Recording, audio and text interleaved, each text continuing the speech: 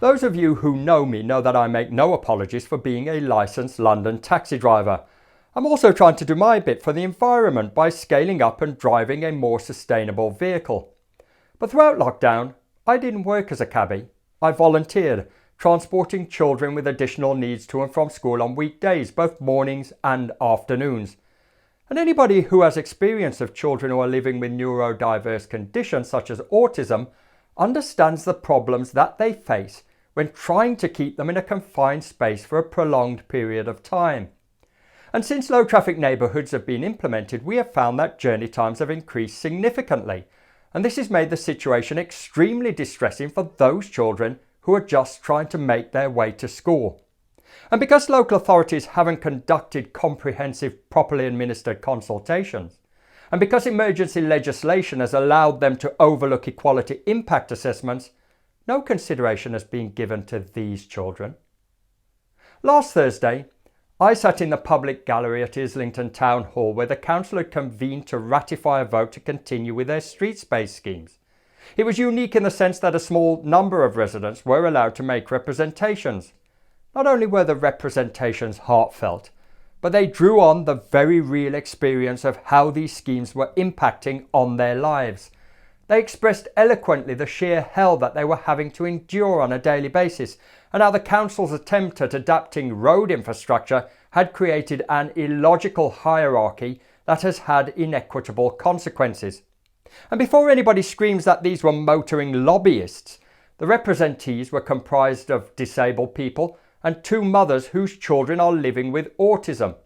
Needless to say, their stories were heart-wrenching, and it would be difficult for anyone not to be moved by what they had to say.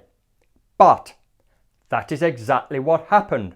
After paying lip service to the residents' concerns, the council voted unanimously to continue with their street space programme, and the sheer contempt shown to these residents was beyond reprehensible. To rub salt into the wounds, a local resident was unable to make the public viewing area in the town hall as the gallery itself was so inaccessible. It goes without saying that this vote, which was cast before the council even had time to consider the consultation findings, is not only thoughtless and ableist, but it embeds institutionalised discrimination against those who struggle to get around. It also disregards the needs of the children that I escort to and from school. No doubt about it, these short-sighted functionaries will never accept any responsibility to examine how people's personal circumstances are tied up intimately with motor transport. So it is no wonder then that this vote was met with jeering and booing from the public gallery. Over the last year or so, I have spoken to literally thousands of people about the way low traffic neighbourhoods impact detrimentally on their lives. And there is no doubt about it. These schemes are iniquitous, punitive, and borderline persecutory because they fail in their regard to consider the most vulnerable people in our community. And my personal experience is that the politicians proposing these schemes are preachy, high-handed, and so close to engagement that they've managed to turn people who don't even drive against their plans. We now need more than ever to make our voices heard, because what our detractors want, and that includes the councillors that saw fit to ratify the vote last Thursday, is for them to continue rolling out these discriminatory schemes and for us not to respond. And if we do respond, we are demonised, vilified, and cast aside as though we were collateral damage. But that should matter not. I am disgusted that a Labour-led council could be so dismissive of the people that they would profess to represent. So we all need to shout our objections about that from the rooftops.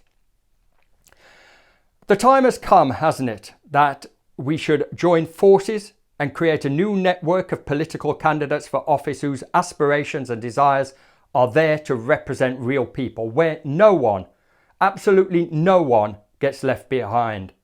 After all, an effective opposition is one that ensures that a wide range of voices are heard in the design of new, more equitable schemes. In closing, I would never assume the position of knowing what it's like to be disabled.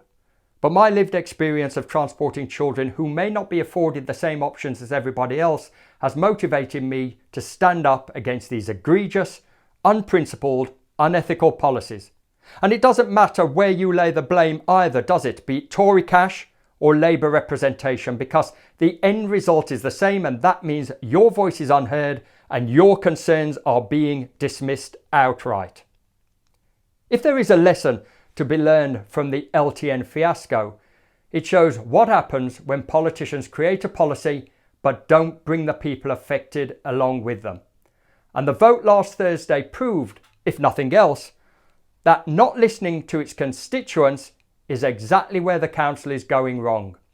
The situation is not going to go away. The way forward is to introduce necessary measures by public consent and with overwhelming support. A bullying council that imposes its will and agenda is not the way to go. Thank you again for tuning in. Remember, the opinions expressed here are my own, but if you have an opinion, then get in touch. You can DM me on Twitter at Sean Paul Day or at London Taxi Radio. Stay safe, be kind, and I'll see you out there on the mean streets.